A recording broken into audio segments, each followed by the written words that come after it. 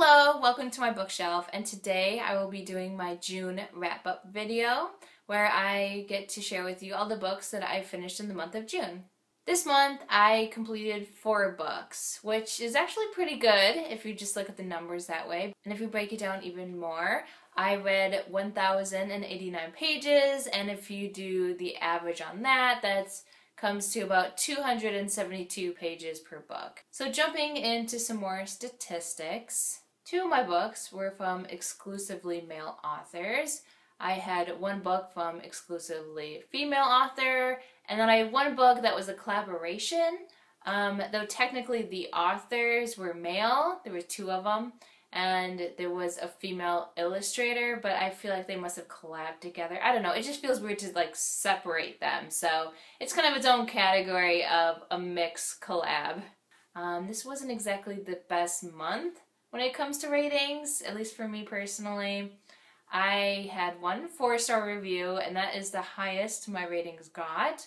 I had 2 3-star ratings and 1 2-star rating. And as far as genres go, I read a contemporary YA romance, I read a children's book, I read a comic book, and I read a book that can only be classified as humor. And the last statistic for you that I have is just the publication date. I think it's kind of fun to look at, when these books came out. And I was doing pretty good by having a diverse range of books, some books coming out way earlier than others. But this month, it just so happens that the books that I actually finished were from the 2000s up. There was 1 from the early 2000s, and the rest were from the 2010s up. Not a whole lot of variety as far as, publication date goes, but I would say that these books are all very different. But it's always interesting, at least to me, to kind of look at when things are published.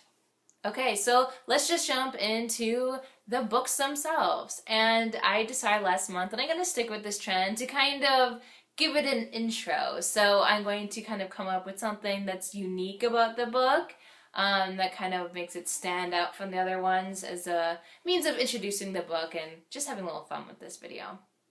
So the first category is the book that freaked me out the most, and that is easily Intro to Alien Invasion. And this is a collaboration between Owen King and Mark Jude Poirier with illustrations by Nancy Ahn.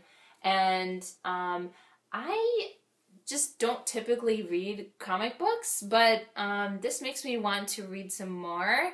And I found this at the dollar store actually, and it's just a beautiful book with a wonderful cover. And I mean, how could you beat a comic book for $1? Like a full-size comic book like this. So I had to get it, and it was an enjoyable experience. This was a 3-star rating for me. It wasn't horrible, but it wasn't amazing. I really think that it's supposed to be, satirical of the classic alien invasion / monster attack, on a isolated location, in this case a college, university, and just like the chaos that ensues from there. And there's kind of a lot of body horror in this, which sounds kind of weird to say about a comic book. And I say body horror in the sense that, so as you can probably see on the cover, there's these blue bugs, and they're aliens. And so it's kind of like the movie Alien. So they infest the host, which is the human, and then gross things ensue from there. So like it's body horror in the sense that like you lose control of your body, and something creepy and foreign is happening, and it's just creepy. I really am not a big fan of bugs. I'm learning that more and more, that I really just cannot stand them. And so reading this book really just made me nervous. I did see a bug in my house, maybe a month or so ago, but it was a really big bug, and I didn't know what kind of bug it was, and it really freaked me out. And so ever since then, I've been more sensitive to bugs, and of course I picked this book without even realizing it, all about like creepy bugs, crawling in you and doing creepy things. So it wasn't really a good combination. So I think this really just instilled in me how much I really just don't like insects. It's basically just a survival story. They're all just trying to survive this crazy invasion. And I love that at the helm of like the resistance against the aliens and the ones that are kicking the most alien butt are two females. But it was a really interesting book. It was just very bizarre. That's another good word for it. I don't know how else to describe it. It's just very bizarre. It didn't really take it to the next level for me. It was enjoyable for the time that I read it for, but it's not something that I absolutely loved or like would recommend to a bunch of people. I mean, if the story sounds interesting and you like comics, I mean, read it. I mean, that's the nice thing about comics is that they're short. So you can just, read them, see what you think, and it really doesn't take that much time out of your day. So it was good, but it wasn't amazing to me, which is okay. The next category is going to be for the best new author. And this actually works in both ways of thinking of it. This author is new to me, but also new to the world in a sense, because this is her debut novel. And that would be Zen Diagram by Wendy Brandt. So if you're not aware, this book follows Eva Walker, and she's a self-proclaimed, math genius. She's just amazing at math. It just comes naturally to her. And she tutors other students in math as well. It's just something she loves to do.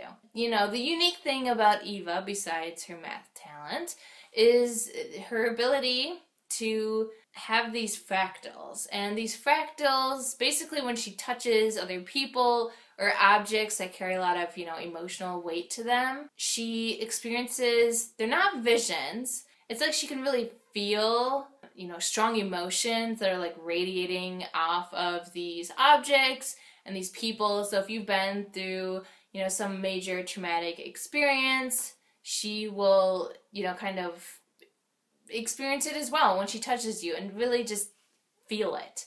And so obviously this ability makes it hard for her to socialize with other people in normal interactions because she really can't touch people and anything that people really handle a lot, The more often you touch something, the less likely she's able to touch it without having these fractals. So she has a lot of problems, making and keeping friends, and of course, she's never had, a romantic relationship because no touching can be involved on any level for her. And of course, this book is the YA contemporary romance, so she does, develop a crush on someone, and, this is kind of their story. So I think it's a really interesting twist. I personally haven't read a book quite like this before. I thought it was a lot of fun. The writing was really engaging. The characters were really interesting to read about, I thought.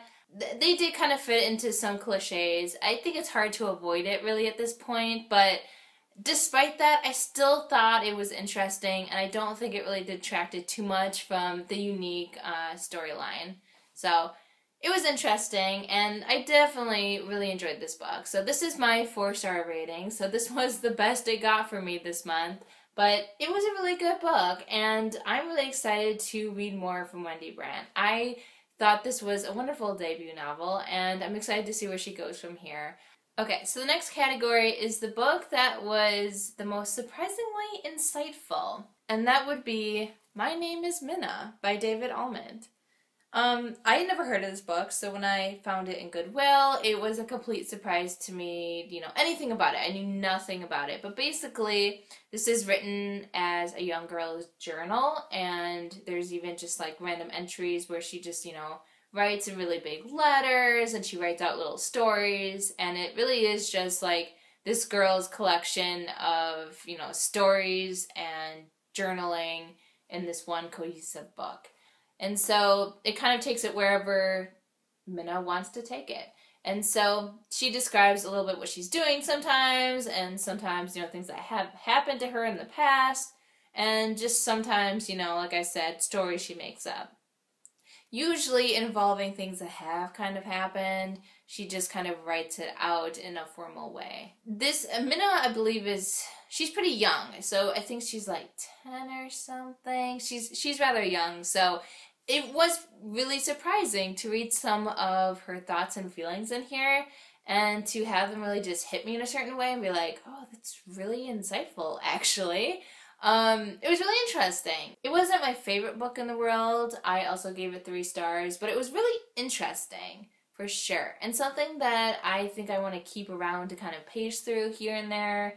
It had some interesting themes in here, and it definitely hints at a lot of interesting stories that, you know, lie in her future, considering this is a prequel to a book that's already out there, which I didn't know about, haven't read, so I'm not really sure what the original story is like, but this definitely, I think, points towards that and just more events in her life. So I thought it was really interesting premise, you know. She just decides to make this notebook into her own journal, and she kind of just does what she wants with it.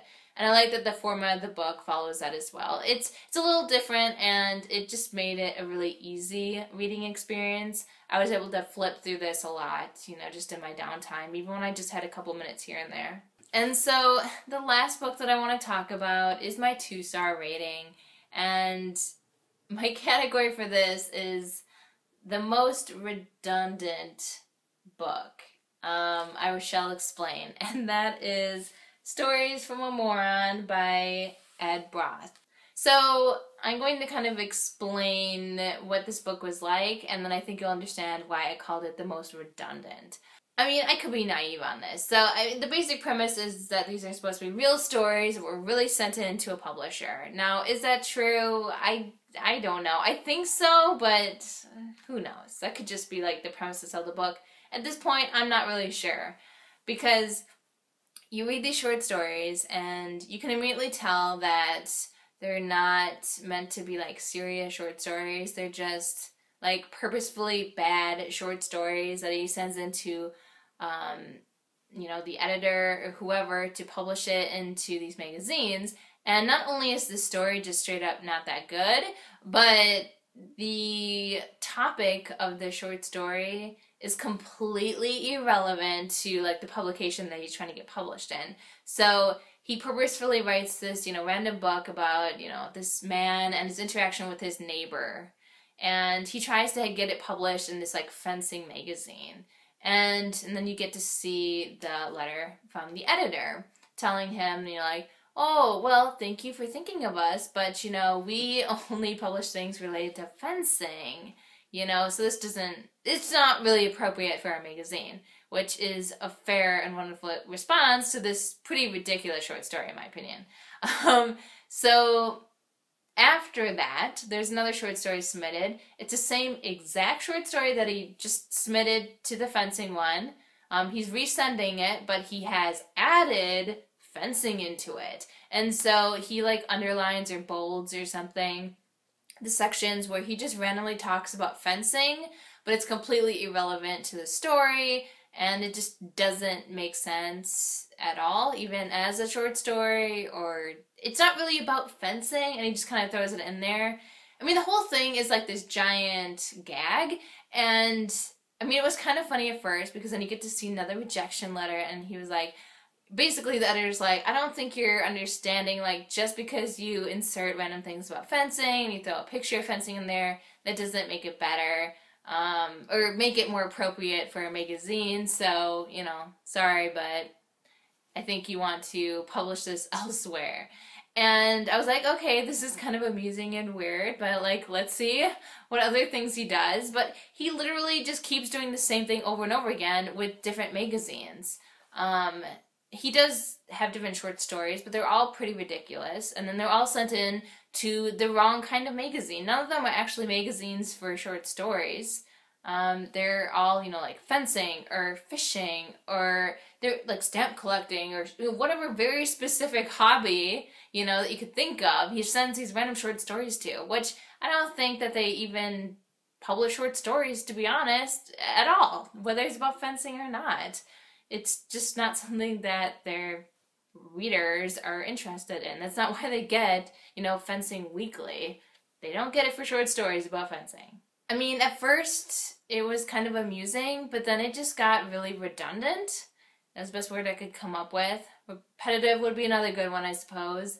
But it was just like, okay. The first 2 times, kind of funny. Third time, like, okay. And then it just wasn't funny anymore. And it almost made me, like, resent the fact that I thought it was funny in the first place. So I really didn't like this book. I was kind of tempted to give it a 1 star because I honestly didn't even like read every single word in here because it was pointless, to be honest. I just kind of skimmed them. And there were some that followed a slightly different pattern from that, but it still wasn't that funny, and it was very repetitive with that even, and I thought it wasn't that good, at least for me. I mean, again, if it was just done the one time and then you tried something completely different, again, as a joke, that's awesome, great, whatever, but it was just too repetitive. This book didn't need to be as long as it is, to be honest. I don't mind you doing, ridiculous things to kind of see what the editor says, but I think you need to come up with like unique, crazy ideas to send in. I mean, at the same time though, I feel bad for this editor that has to like receive these crazy short stories and you're like, is this person serious? Like, do they not understand what kind of magazine we are? I mean, I can only imagine what they're thinking at this point. And I just feel bad for the editor that he has to like read through this and then, send a reply, and I don't know. I just feel bad for the editor. I read this book and I'm like, oh, the poor editor. Like, if this is real, the poor editor. Okay, so that was my wrap up for the month of June. I had some very unique books this month, but not exactly the best reads overall, which is kind of disappointing. I'm hoping that next month will be a lot better. Let's just hope. So again, thank you for watching this video, and until next time.